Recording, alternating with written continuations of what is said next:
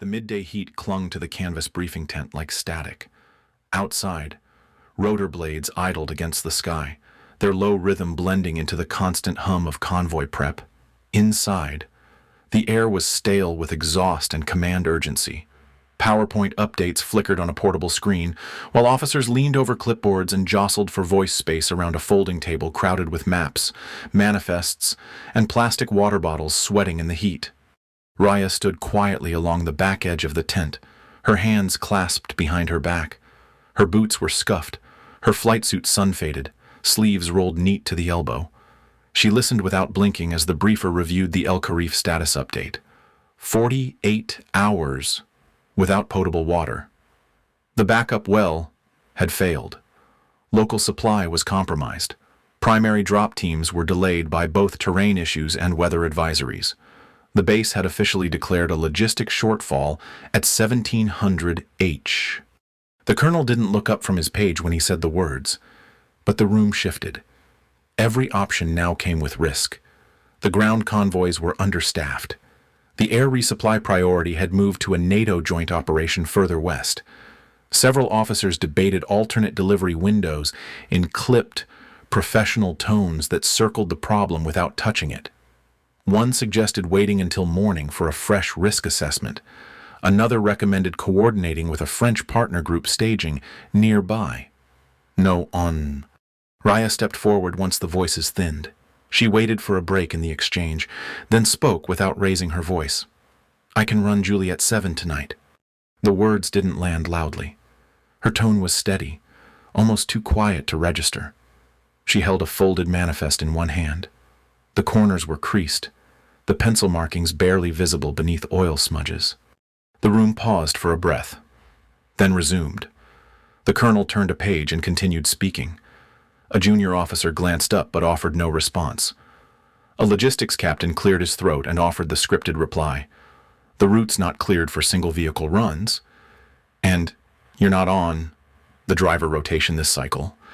"I'm still rated on Juliet-class platforms," Raya replied. Her voice was firm but calm. "I know the route. I know the terrain variations." The response came quickly, practiced and polite. "Appreciate the initiative. Let's hold for morning recon. We'll escalate through formal tasking if needed." Someone off to the side added with a grin, "Juliet 7 rides like a dump cart on gravel anyway." Another officer chuckled. The conversation moved on. A few heads nodded, as if closure had been reached. No one asked Raya another question. Her name wasn't written down. No one touched the manifest still in her hand. She gave a small nod and stepped back. No frustration showed in her expression. She waited until the briefing was formally dismissed, then exited into the heat without another word. Outside, the sun punched down across the motor pool, throwing long steel shadows across the gravel. A few enlisted mechanics worked in the shade of a mobile crane, their sleeves dark with oil and sweat. To the left, parked away from the newer fleet, sat Juliet 7. The flatbed's side panels were dulled from sand abrasion. One headlight was fogged with dust. Its stenciled ID had faded enough to be unreadable unless you already knew what it said. Raya walked toward it with the manifest still in hand. She touched the side mirror once and checked the rear tread with the gentle pressure of her boot. The weight shift told her what she needed. The tires were low by a quarter notch. Nothing critical, but something to correct. An enlisted tech paused on his way between crates and looked at her. He couldn't have been more than 19. His uniform was new, sleeves still stiff from the last press. He opened his mouth, hesitated, then glanced at the manifest she held. He didn't speak. He just kept walking. Near the edge of the tent line, a public affairs team was filming footage of the newer fleet. Their camera lens lingered on a polished command truck with fresh decals along the side. Someone adjusted a windsock while another directed a group of pilots to smile toward the sun. No one turned their cameras toward Juliet 7. No one turned their cameras toward her. Raya crouched once near the undercarriage, checking the linkage with practiced fingers. A thin line of sand coated the exhaust bracket. She wiped it clean with the edge of her glove. The engine cowling bore an old maintenance date, scrawled in grease marker. She did not flinch. She simply noted the mark and stepped back. The heat rose around her, quiet and solid, like pressure before a storm. She stood slowly, the manifest now folded once more and tucked inside her side pocket. Her movements were efficient, unhurried. She walked once around the flatbed, eyes moving with practiced rhythm. Nothing rushed, nothing for show. She stepped back from the truck, then paused. Behind her, inside the operations tent, the voices returned to procedural cadence. Someone laughed at a timing estimate. Another barked for a whiteboard update. Dispatch schedules clicked into place. Names were written. Assignments were logged. Hers was not among them. Raya moved to the rear of Juliet 7 and began her own checklist, written from memory, recorded nowhere. She did not need permission to prepare. The motor pool had quieted by the time Raya returned. The sun had dropped below the horizon, leaving the concrete lot cast in amber light from a single overhead flood. Most of the daytime crew had turned in. The only sounds were the ticking of cooling engines and the occasional clink of metal against socket. Juliet 7 sat exactly where she had left it. The old flatbed looked even more forgotten in the dark. Dust had collected along the hood seam. One of the rear tie-downs hung slightly loose, the nylon strap pulled from age and sun damage. Raya crouched, adjusted the tension by feel, and resecured the hook to the underframe without a sound. She moved around the chassis in silence, checking each tire by boot pressure, one at a time, deliberate and patient. The checklist lived in her head, not on paper. She ran a hand along the brake line and felt the residue of sand. She followed it to the reservoir cap and gave it a quarter turn to check the seal. Still firm, still holding. At the front left panel, she opened the side compartment and tested the blackout lighting strip. It flickered once, then settled into a dull, safe red. She nodded and closed the panel. Inside her tent, the lighting was low. Just a battery lamp clipped to the frame of her bunk. The cot was bare, her duffel unopened. On the fold-out desk lay her dirt map, creased along 2 axes and pinned at the corners with flat stones. The route to El Karif was marked in grease, pencil red, sharp, and angular. She had annotated elevation notations at 4 points and drawn a faint dashed bypass line around a washed-out switchback she'd seen during a drone feed months ago. She picked up the pencil again. The tip had dulled. She sharpened it against the edge of her boot plate and made one final mark along the northeastern ridge, circling a bluff that could offer visibility if things went wrong. Then she folded the map twice and pressed Velcro tape along one edge. She fixed it to the side of her thigh pocket where it would stay secure but accessible. Beside her bunk sat a shallow gear bin. She opened it and began selecting from memory. 1 ration pack, 1 flashlight with strobe backup, 2 flares, sealed, a tire pressure gauge, 1 personal med tag clipped to the inside flap of her vest. No redundancies, no padding, only what mattered. She reached to the base of the cot and pulled out her request log. On the bottom line, she had already written the entry. Sidearm requisition. Vehicle maintenance test. She signed it with her full name and clipped the slip to the load clipboard outside her door. There was no audience, no performance. She returned to Juliet 7 with the gear arranged and loaded it herself. The cargo bed creaked slightly under the weight of 4 water drums. She strapped them down with care, adjusting the placement so the center of mass stayed even.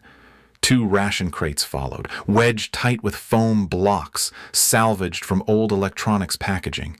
She worked without hurry, without pause. At one point, a breeze kicked up and scattered a few loose gravel flecks against the rear fender.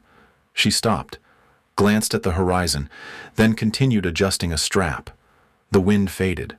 The last item she loaded was a secondary jack wedge, in case of axle sag on uneven terrain. She placed it in the side compartment, secured the latch, and tapped it twice to confirm the lock. The fuel gauge showed 3/4. She made no attempt to top it. She already knew Juliet 7's efficiency curve. It would make the round trip with 100.0 liters of margin, even with the added weight. She climbed into the cab once, just to check the angle on the rearview mirror, then stepped back down and made a full circuit around the truck. Her hands touched the frame only when necessary. She double-checked the cable tie on the hydraulic line and tightened the flare pouch by half a turn. She did not speak. There was nothing to say. When the wind died again, the silence pressed down with weight. It did not feel heavy. It felt clean. Raya walked to the front of the vehicle, wiped a single fingerprint from the side mirror, then stood with her gloves in hand. The floodlight buzzed faintly above her. A small insect circled near her shoulder and vanished into the dark. She folded the gloves once and clipped them to her belt. Her map rested against her thigh, secure beneath the Velcro patch.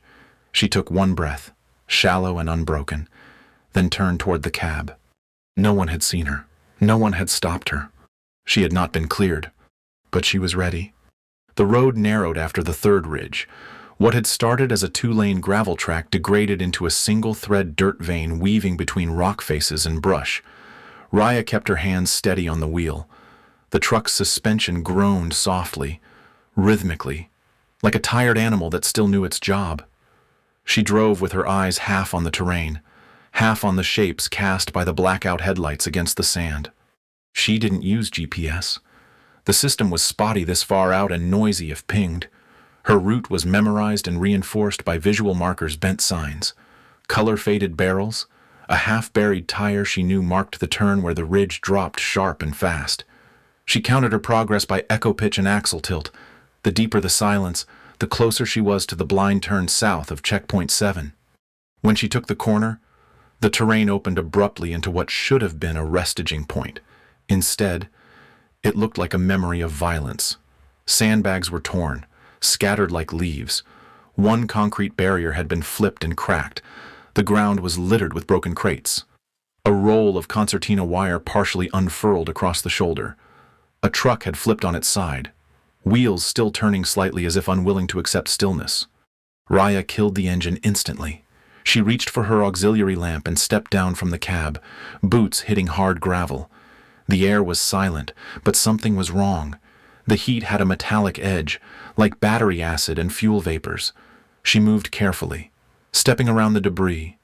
The red beam of the lamp caught glints shattered glass, scuffed metal, a rifle half buried in sand. A voice cracked over a low-band channel.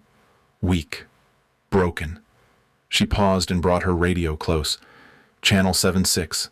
Static. Then words. Checkpoint down. 2 personnel. No evac. 1 critical. She traced the signal by volume and moved toward the flipped truck. On the far side, barely shielded by the crumpled door panel, 2 figures lay partially sheltered. One man was sprawled awkwardly, his leg twisted at an unnatural angle. His partner was kneeling beside him, both hands covered in blood and dust. Raya approached without hesitation. She knelt beside them and spoke quietly. "I'm logistics." The conscious man looked up. His face was streaked with sweat and dirt. "Where's your unit?" She shook her head once. "Solo run. El Karif supply." Her tone was flat, even. "What do you have left?" "No medkit, no flares. Radio's on reserve battery. He's been in and out. I tried to keep pressure on the leg, but he broke off, wiping his hands on his thigh." Raya opened her vest pouch and pulled out a gauze roll. "Help me shift his weight. I need a clear view of the joint." They worked in tandem. She said little. He followed without question. Together they removed the lower armor panel, exposing the source of the bleeding. The leg was fractured high, possibly at the femur. Raya used the foam from her water crate buffer as padding, then created a splint using a broken side rail and torn canvas. "We need to brace his spine before moving him," she said. "Any chance you saw a flatboard in the wreck?" He shook his head. "Everything loose is gone." She stood and moved to Juliet 7. In the rear compartment, she retrieved a half-length crate divider. It wasn't medical issue, but it was rigid and clean. She returned, laid it beside the soldier, and helped roll him carefully on top. When they lifted him, She bore most of the weight without reacting. "You'll never make it to El Karif now," the soldier warned as they moved. "That road past marker 8 isn't rated for live cargo, especially not in this shape." Raya's voice didn't change. "Then we go slow." The rear bed of Juliet 7 had been cleared for water and rations. Raya shifted 2 crates to the outer rail and stacked a soft pack of wrapped supplies as back support. They laid the wounded man down, strapped him lightly across chest and thigh, then padded beneath the neck with folded mesh. She ran a check on the tension at each restraint point and adjusted twice. The other soldier climbed into the back and secured the last strap around the interior rail. She handed him her water pouch, then reached into the cab. From under the seat, she pulled out a dented helmet and placed it on the dashboard. It wasn't his, but it would ride with them. She checked the undercarriage again. The rear axle had dropped just over an inch. She let out a 1/4 pound of pressure on all tires using the manual valve. The shift was small but measurable. When she climbed into the driver's seat, she made a final check of the suspension by feel. Inside the cab, she adjusted the throttle governor, lower gear ratio, no revs, no drag, just controlled crawl. She re-engaged blackout lighting and turned the engine over. The hum was low and constant. She gave one glance to the mirror. The man in the back had his hand on the injured soldier's shoulder, keeping him stable. Raya eased the truck forward.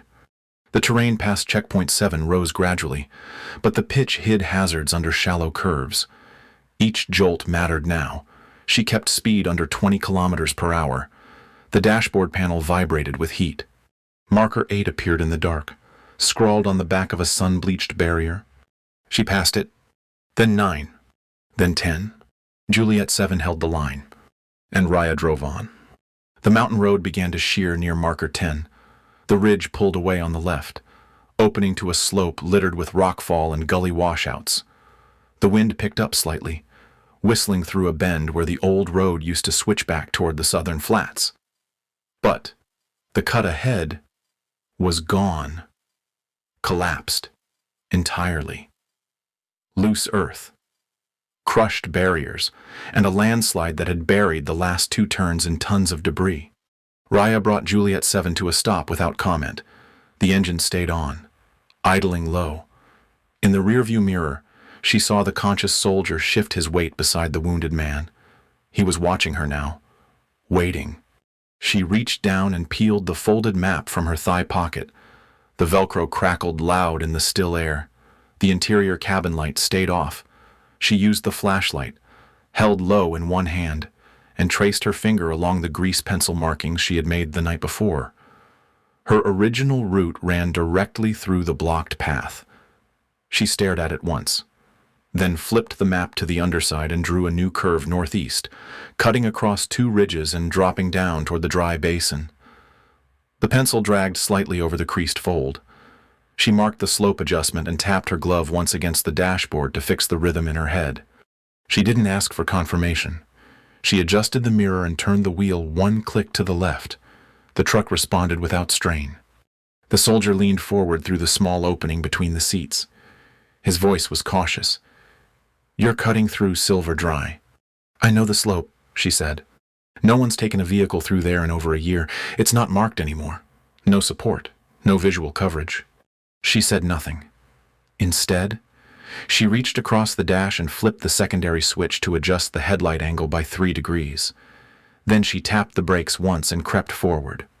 The road became suggestion more than structure. Shale crunched beneath the tires. The terrain leaned right, then dipped slightly left, then rose without warning. Raya tracked it not by signs but by how the truck moved beneath her. The left rear suspension dropped half a second slower than the front. A ridge shift. She marked it on the edge of her map, one thumb anchoring the corner to the steering wheel. At the next break in terrain, she stepped out and walked 10 meters ahead. Her boots sank slightly into silt, then found bedrock. She tapped it twice with the toe of her boot and returned to the cab. Inside, she let out air from the front tires by 2 psi. Just enough to gain traction without giving away roll resistance. She clipped the valve caps to her vest, hands steady even as the wind picked up again across the basin. The soldier spoke once more, quieter this time. You're not just logistics, are you? Raya didn't answer. She was already noting another angle correction on her map margin. The pencil smudged slightly against her glove, leaving a dull red arc near the wrist seam. She didn't wipe it away. Juliet 7 climbed slowly across the basin shelf. The wind dropped again. The only sound was the low vibration of the engine and Raya's finger tapping the wheel every few seconds, a rhythm she used to track axle flex against terrain bounce. The pulse of the suspension told her more than any display. Every adjustment came from memory, from weight, from feel. In the back, the wounded soldier stirred and let out a shallow groan. His partner leaned closer to check his pulse, pressed 2 fingers beneath the collarbone, then looked back toward the cab. Still breathing, he said, holding steady. They entered a dry wash that had once served as an informal training corridor. It was no longer marked on official charts, scrubbed after a reclassification 2 years earlier. Raya had only seen it once, during a supply drone test. She remembered the sun angle, how the rock lines shadowed just after midday. That memory told her when to shift right before the passage narrowed. At the turn, she clipped the throttle, letting the truck coast for a moment. The right wheel dipped, hit a rock, bounced twice. She corrected without pause and kept moving. Behind her, the map lay folded again, now covered in red lines no one else had drawn. Her gloves were marked with grease and pencil. The wear pattern deepened across the knuckles. She stayed with the road only as long as the road stayed with her, and when it didn't, she made a new one. The first sound was the low rumble of tires over compacted dirt, steady and unhurried. A lookout at El Karif stepped away from the generator housing and shaded his eyes, trying to confirm what he was hearing. The outpost hadn't seen movement on that approach in days. The last convoy had been redirected before it ever cleared the southern line. Now, with the sun rising behind the ridge, a single flatbed truck crested the bend in the road and began its crawl toward the perimeter. Dust rolled in soft waves around the front wheels as Juliet 7 approached the edge of the compound. The vehicle was coated in sand, its outline muted and dull. No flags, no escort, just one slow-moving truck pulling into a position no one had expected to be filled. The gate crew stood still for a moment, unsure of what they were seeing. Then one of the medics dropped his canteen and ran toward the gate with a call for the commander. Raya brought the vehicle to a full stop. The brakes hissed slightly. She shut down the engine and exhaled once. Her gloves were still clipped to her belt. Her sleeves were stiff with dust. The light caught the crease of her collar, sweat darkened and lined with grit. She opened the driver door and stepped down slowly. Her boots hit the ground with more weight than usual. She moved stiffly but without hesitation. There was no crowd, just a few stunned personnel who had come out of the main tent and now stood at a distance, watching with uncertainty. Without a word, Raya walked to the side of the truck and unlatched the rear cargo panel. It swung open with a soft groan. Inside, 4 large water drums stood secured in reinforced brackets. 2 crates of rations were strapped with canvas harnesses beside a box of field fee kits. All of it was intact. She stepped back and let them see it. No announcement, no handoff, just the supply presents they'd nearly given up on. Then she walked around the truck, past the empty co-driver's side, and opened the rear door of the cabin. The soldier was still there, unconscious but alive, braced with foam padding and the rubber cord she had wrapped across his chest to hold spinal alignment. His bandage had shifted slightly, darkened now with blood, but his pulse still pushed visibly at his temple. The medic reached the truck at a run and stopped short at the sight. He called over his shoulder, "Get a stretcher." Another voice joined his, "Where's the rest of your team?" Raya didn't answer at first. She was unhooking the restraint line from the seat frame, guiding it loose with careful fingers. The first soldier repeated himself, "Ma'am, who else was on this transport?" She looked up, her voice quiet but steady. "There isn't one." They stared at her, processing the words. Then the stretcher team arrived and began extracting the wounded man with practiced urgency. Raya stepped aside and let them pass. As they moved him out, she walked back toward the truck's rear wheel and knelt beside it. She reached for the socket wrench hanging from the undertray and tested one of the lug nuts by hand. It had loosened slightly from the ridge descent. She braced her knee against the frame and began tightening it in slow, precise turns. No one interrupted her. The outpost commander arrived just as the last of the water drums were being rolled toward the supply tent. He looked from the truck to the woman beside it, then at the manifest one of his techs had retrieved from the crate top. It was handwritten. The signature line was smudged, but legible. One of the staff sergeants approached carefully. "Did someone send you?" Raya didn't look up from the wheel. Not exactly. They waited, but she said nothing else. As the light brightened across the compound, more personnel drifted into view. A few nodded. One saluted without being sure why. The supply crates were stacked by the main entrance. Someone called in a working radio report. One water drum was already tapped. Raya finished with the wheel bolt and stood slowly. Her legs moved with stiffness earned from hours without pause. She reached into her vest pocket and pulled out the folded map. Edges sweat-stained and worn. She didn't check it. She just pressed the fold closed with her thumb and slid it back into place. No camera crew documented the moment. No announcement was made over the speakers. The truck was parked. The supplies delivered. The man stabilized. The mission complete. She wiped her hand on her thigh pocket, glanced once more at the cab, and stepped back to let the medics pass. Behind her, Juliet 7 sat in silence. The engine was quiet. The dust had settled. The radio tent at El Karif came alive just after 0600. A staff sergeant ran a diagnostics check on the outbound line, brushing dust from the terminals and scanning for interference. The comms window was narrow, but the signal held. He leaned toward the mic and keyed in his voice across the encrypted band. Juliet 7 arrived. One casualty evac. Supplies delivered. Operator not logged. The message was brief. The pause that followed was longer. At the logistics base 90 kilometers away, the dispatch center was still half asleep. The first pot of coffee hadn't finished brewing when the update flashed across the internal channel. A junior technician looked at the screen, reread the message, then stood and walked it over to a corner desk. "Sir, report from El Karif. Relief arrived." The major didn't react right away. "Which team?" The tech replied, slower this time. "Juliet 7, no operator ID. Manifest was unsigned." The air shifted. A second officer pushed back from his terminal. Juliet 7 wasn't dispatched. Another voice joined in. It wasn't even cleared. It was inactive. The major stepped toward the assignment board. He traced the rows, checking the tags. Juliet 7's marker was still pinned in the bottom right, unmoved, untouched, unassigned. "Who cleared Juliet 7?" someone asked from across the room. Silence answered first. Then a young operations officer, still in rolled sleeves, spoke from his seat. "No one." That platform was cold. Footsteps entered from the side hallway. The colonel paused, watching the group gather around the board. "Report." The major kept his voice neutral. El Karif confirmed delivery. Water, rations, medevac. Vehicle was Juliet 7. Driver. "No name recorded, sir." The colonel set down his clipboard. He crossed to the board and studied the tag. He didn't ask again. Instead, he picked up a marker from the tray and struck a single line through the inactive label. In its place, he wrote one word. Completed. At El Karif, the sun had begun to flatten against the compound roofs. Crates were half unloaded.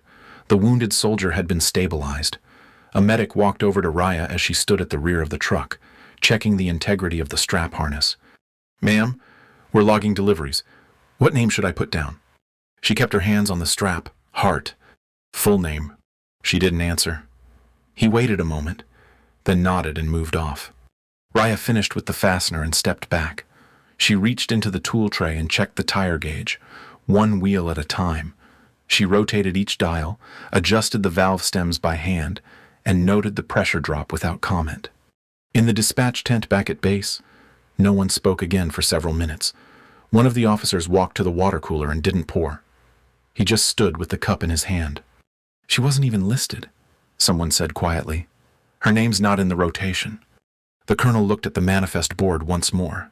His voice was low but final. "Some missions don't wait for clearance."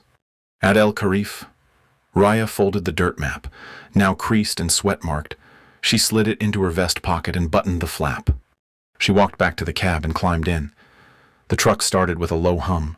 She shifted into gear. No one saluted. No one called out. Juliet 7 rolled forward. She was already heading back. Raya was never assigned the mission. No one called her name. No one gave her clearance. And no one was watching when she left. But she saw the gap, felt the weight of what was needed, and chose to act anyway. Quietly. Precisely. Without hesitation. In a world where authority is often mistaken for volume, her strength came from silence, from knowing what mattered and doing it without asking permission. She did not seek recognition. She carried responsibility because it was the right thing to do. And in the end, when the dust settled, her name was the one that remained. If this story moved you, take a moment to reflect. What would you carry if no one asked you to? Let us know in the comments. And follow for more stories that honor quiet courage and the power of being unseen, yet unwavering.